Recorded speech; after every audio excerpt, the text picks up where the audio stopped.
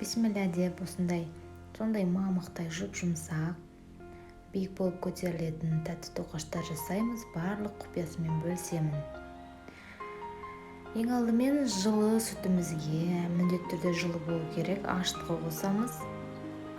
Қант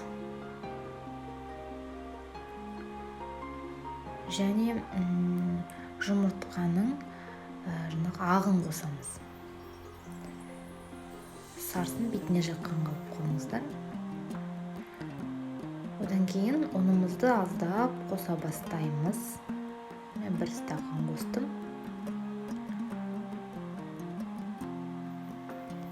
Тағы 1 стақан. Осылай қасықпен араластыра отырамыз. Енді ванилин қосып жіберіңіздер дәл осы уақытта. Және тұз.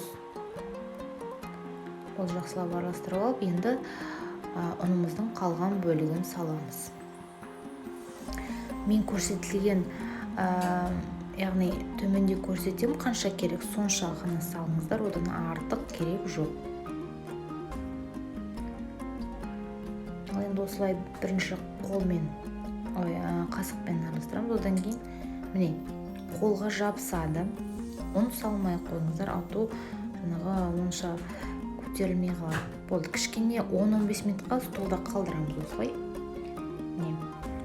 Сосын, міне, қолмен елесеңіз осылай, міне, қолға қатты жабыспайды.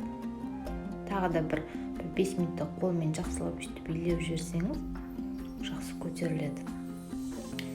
Міне, осылай көтеріп, болды. Енді бетін орамалмен жауып, жылы жерге қалдырамыз. Көтерілгенше. Міне, көтерілді. Енді бұнымен біткен жоқ. Ортасын осылай ашып, сұйық май құямыз. Сұйық май. Қанша екенін төменде көрсетем. Одан кейін осылай сіңдіруіміз керек. Ол сіңу қиындау болады. Міне, кішкене осылай видеода көрсетілгендей еттік. Астын үстіне қарай осылай сіңдіреміз. Болды. Енді тағы бір 10-15 минут тұрсын. Кішкене көтеріледі. Міне, осылай болып көтеріледі. Енді оны бөліктерге бөлеміз.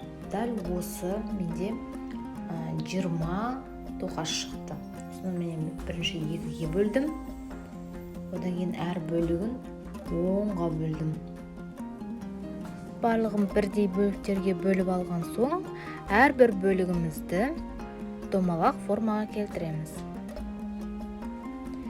Немесе 4 пішінді қылып жасауға да болады. Міне осылай жан-жағынан ортаға қарай жинап. Және енді табаны астын сұйық маймен майлап алып, барлығын табаға орналастырамыз.